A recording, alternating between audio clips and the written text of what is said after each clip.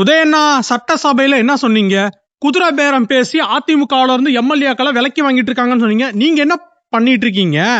பேரம் நடைபெற்றதாக ஊத்தங்கரை எம்எல்ஏ இளையராஜா புகார் கொடுத்த நிலையில் மேலும் சில தாவேக எம்எல்ஏக்களிடமும் பேரம் நடைபெற்றுள்ளது. டிவிகே கட்சியில இருக்கிற எம்எல்ஏக்களை விலைக்கு செந்தில் பாலாஜி உறவினர்கள் மூலமா அவர் தான் பண்ணிருப்பாரு. இது அதுவும் இப்ப வலை வீசினாலும் கேள்வி வருது. 35 கோடி 40 கோடின்னு விலை பேசி அப்ப விலைக்கு வாங்குற நீங்க என்ன கழுத பேரமா பேசிட்டு இருக்கீங்க?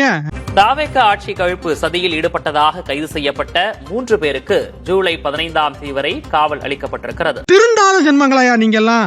மக்கள் நீங்களே சொல்றீங்க மக்கள் இந்த ஆட்சி மேல ரொம்ப இதா இருக்காங்க அப்படின்னு. அதெல்லாம் ஒரு மண்ணாங்கட்டியும் கிடையாது.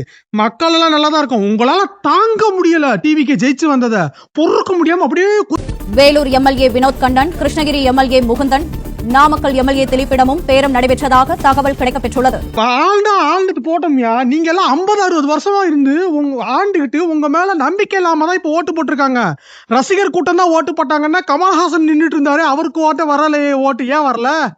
டிஎம்கே இந்த மாதிரி எல்லாம் எம்எல்ஏ விலைக்கு வாங்கினா அது ராஜன் தீரும். சரிங்களா? டிஎம்கே சொல்றதுதான் சரி, எல்லாரும் மனசுல வச்சுக்கோங்க. டிவிக்கே சொல்றதெல்லாம் தப்பு. ஆமா.